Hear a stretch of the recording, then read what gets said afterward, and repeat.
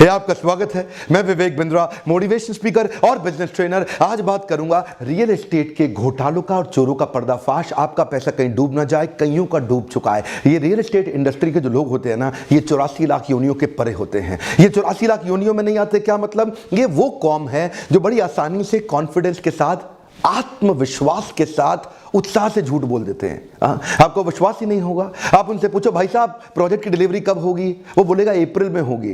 हो सकता है मार्च में भी हो जाए।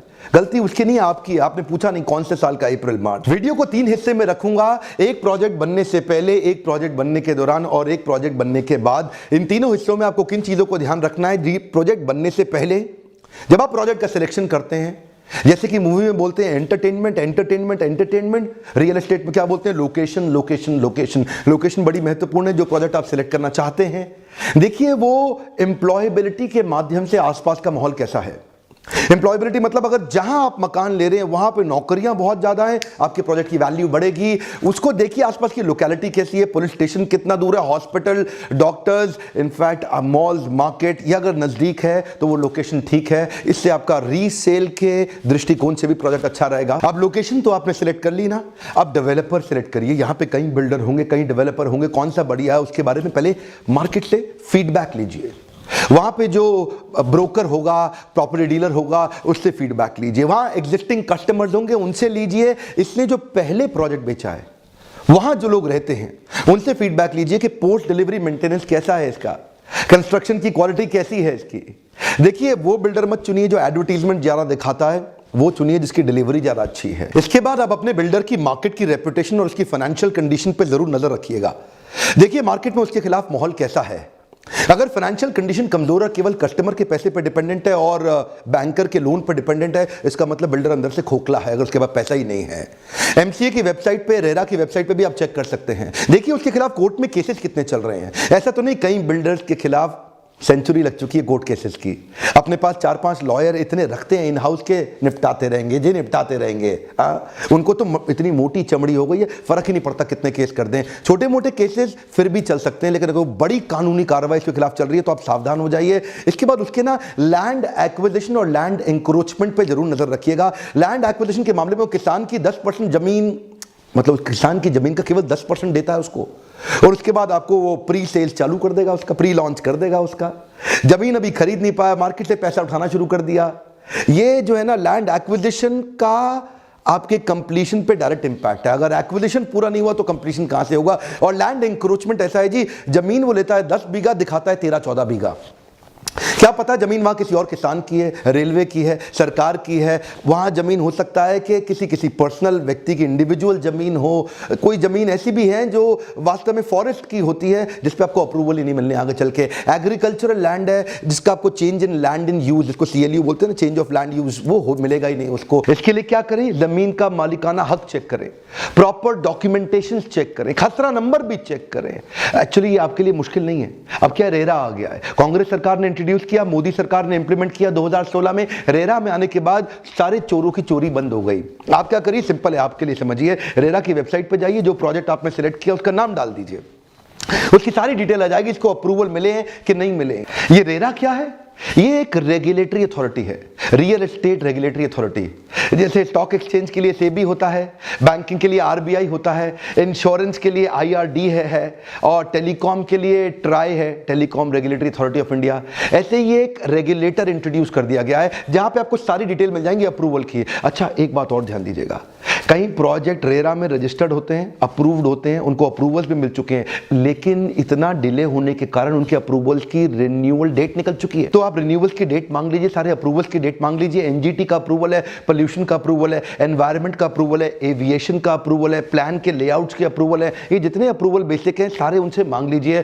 क्या होगा, अप्रूवल रहेंगे, आप थोड़ा सुरक्षित हो जाएंगे। अगर अप्रूवल नहीं रहे तो आपको ऑक्यूपेशन सर्टिफिकेट नहीं मिलेगा, कंप्लीशन सर्टिफिकेट डेवलपर को नहीं मिलेगा। ऑक्यूपेशन सर्टिफिकेट, कंप्लीशन सर्टिफिकेट, ओसीसीसी नहीं आया तो आपकी रजिस्ट्री नहीं होगी। अब रजिस्ट्री नहीं होगी, आपके लोन्स मिलने में हमेशा दिक्कत रहेगी, आपको बैंक लोन भी नहीं देगा। और गवर्नमेंट की सीलिंग ड्राइव भी आजकल चालू हो जाती है। दिल्ली में अपने पीछे बहुत देखा, गलत प्रॉपर्टीज पे सीलिंग ड्राइव चालू हो गई। अब बात करते हैं ड्यूरिंग ऑन गोइंग कंस्ट्रक्शन किन चीजों का आपको ध्यान रखना चाहिए। प्रोजेक्ट अगर फिर भी डिले हो गया, अब आपको घबराने की जरूरत नहीं, क्योंकि आपने RERA approved, RERA registered project लिया है।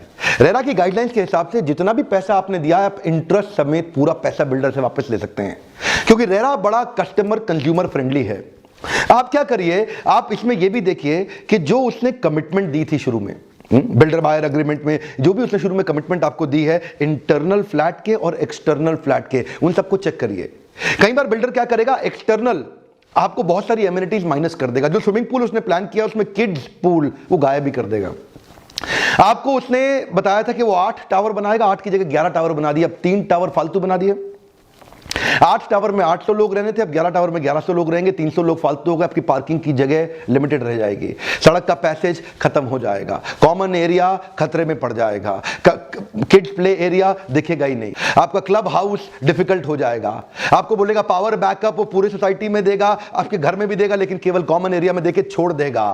तो उसके सारी कमिटमेंट शीट चेक करिए जो उसने बताई थी वो एक्चुअली है या नहीं है। अच्छा, अब एक्सटर्नल के साथ इंटरनल जरूर चेक करिएगा, क्योंकि आपने वहां रहना है।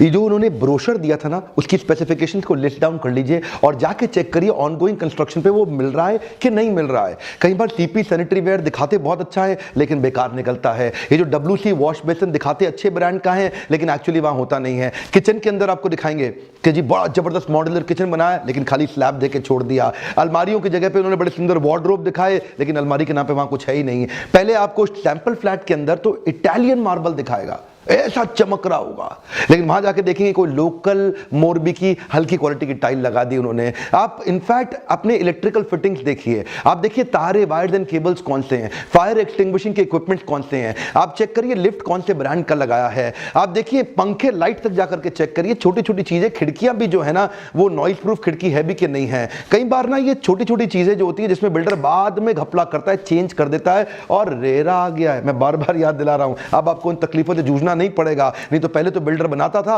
और पहली बारिश में मकान में सीलन आ जाती थी। देखी होंगे आप सबने ये सारी प्रॉब्लम देखी होंगी। अब ये जो वीडियो मैं बनाई इसलिए रहा हूं ताकि आम कंज्यूमर की प्रॉब्लम्स को सॉल्व कर सकूं। और अब पोस्ट कंस्ट्रक्शन मेरा तीसरा हिस्सा, मकान आपको मिलने वाला है, मकान मिलने वाला है। अब पेपर को दोबारा चेक करा लीजिए, सब रजिस्ट्रार ऑफिस में जाके चेक करिए कहीं जीपीए तो नहीं दे रहा आपको, जनरल पार्ट अर्नी पे तो नहीं दे रहा, कहीं ऑक्यूपेशन सर्टिफिकेट मिलने के बाद बिना रजिस्ट्री के खाली रहने का मौका तो नहीं दे रहा आपको। एक्चुअली क्या होता है, जीपीए पे चांसेस हैं कि एक प्रॉपर्टी एक से ज्यादा लोगों को बेच दी हो। अगर डेवलपर हल्का है ऐसी हरकतें कर जाएगा। ऐसा भी चांसेस है कि एक प्रॉपर्टी पे 2-3 बैंक से लोन लिया हो, और जानते हैं ये कई केसेस 4-5 आ चुके हैं, मैं नाम नहीं लूंगा। वो क्या करेगा, बैंक से भी लोन ले लेगा, कस्टमर का भी पैसा ले लेगा और बिल्डर अचानक गायब हो जाएगा। पीछे तो एक बहुत बड़े रियल एस्टेट कंपनी में जिन्होंने कस्टमर का पैसा वापस नहीं किया, उसके सीएफओ के ऊपर रेड पड़ी तो सीएफओ क्या बोला, मेरी याददाश्त चली गई जी, और मेरी तो याददाश्त ही चली गई, वही मेमोरी लॉस हो गया, मुझे याद नहीं आ रहा पैसा कहाँ है। वो पूछे कस्टमर का पैसा कहाँ है, कह रही याददाश्त ही नहीं है जी। तो ये जो है ना, ये इन सब फ्रॉड से बचने के लिए चेक करिए, रजिस्ट्री होनी पक्की बहुत जरूरी है। टाइटल चेक करिए, उसका टाइटल फ्रॉड तो नहीं है कहीं पे। देखिए इन सब के लिए 2 तरीके हैं, या तो आप टाइटल का इंश्योरेंस करा लो, नहीं तो आप किसी बैंक से लोन ले लो। क्योंकि जब आप बैंक से लोन लेते हो तो बैंक 2 काम करेगा, एक लीगल एक टेक्निकल, 2 वेरिफिकेशन करता है। ध्यान से सुनिएगा जरा इसको। जब भी आप किसी बैंक में लोन अप्लाई करोगे वो लीगल वेरिफिकेशन करके ये चेक कर देगा कि ये प्रॉपर्टी लीगली ठीक है कि नहीं है, और टेक्निकल वेरिफिकेशन करके चेक कर लेगा प्रॉपर्टी का प्राइस कहीं ज्यादा तो नहीं है। जब आपका लीगल भी ठीक निकला, टेक्निकल भी ठीक आया और अगर नेशनलाइज्ड बैंक आपको लोन देने को तैयार है तो आप और ज्यादा सुरक्षित हो जाते हैं। इसके बाद आपके लिए खतरा उसी समय घट जाता है। और हाँ, एक तरीका और है, ज्यादा से ज्यादा कोशिश करिए उस प्रॉपर्टी में पैसा लगाइए जो डिलीवरी के नजदीक है, जो पोजेशन के नजदीक है। और अगर आपने ऐसी प्रॉपर्टी ढूंढ ली है जो पोजीशन के नजदीक आपको मिलने वाली है तो पहले ही आप काफी सुरक्षित हैं। अब क्या करिए, जो ब्रोकर सिलेक्ट करेंगे वो भी रेरा अप्रूव्ड, रेरा रजिस्टर्ड होना चाहिए उस प्रॉपर्टी को बेचने के लिए। जब आप रेरा की साइट पे जाएंगे, प्रोजेक्ट का नाम लिखेंगे, वहां पे ब्रोकर की लिस्ट भी आ जाएगी, इसको बेचने के लिए कौन सा ब्रोकर ठीक है। अब एक ब्रोकर के पास मत जाइए, 3-4 के पास जाइए कि कौन सा ब्रोकर आपको बेस्ट प्राइस पे डील दिलाएगा। 3-4 के पास जाने से यह होगा कि कोई ना कोई आपको अपने कमीशन का भी कट दे देगा कि सर मैं आपको और सस्ता दिला दूंगा। कुछ ब्रोकर की बिल्डर से अच्छी नेगोशिएशन की पावर होती है, तो जाकर के ब्रोकर के साथ मिल करके बिल्डर से नेगोशिएट कराइए टर्म्स एंड कंडीशंस पे। और इसके बाद जब आप बिल्डर बायर एग्रीमेंट साइन करेंगे तब केवल 10% देना है आपको, ज्यादा नहीं देना है, बाकी पैसा टर्म्स एंड कंडीशंस के हिसाब से देना है। और एक बात और, ब्रोकर को कोई पैसा नहीं देना। अगर आप पहली बार फ्लैट खरीद रहे हैं और डायरेक्ट बिल्डर से आ रहा है तो उस समय ब्रोकर को पैसा बिल्डर देता है, आप नहीं नहीं देते, कोई ब्रोकर आपसे मांगेगा भी नहीं, और अगर कोई मांग रहा है तो आपको देने की जरूरत नहीं। इन सारे आइडियाज को मेरे शेयर करने का पर्पस आप सबको एम्पावर करना था। और हाँ, अगर ये मेरा वीडियो किसी बिल्डर तक पहुंच गया है, ध्यान रखिए, लीडरशिप फनल में आपको सुरक्षित बनाने के लिए मैंने कई सुझाव बिल्ड किए हैं। अगर आपका प्रोजेक्ट फंस गया है, अगर आपका प्रोजेक्ट इस समय कहीं अटक गया है, रेरा के आने के कारण आप दुखी हो गए, परेशान हैं, जीएसटी आ गया, बड़ी सारी परेशानियां, कुछ चिंता मत करिए, आपको बाहर निकालने के मेरे पास ऐसे सक्षम सुझाव है कि पूरा गेम चेंज कर दूंगा।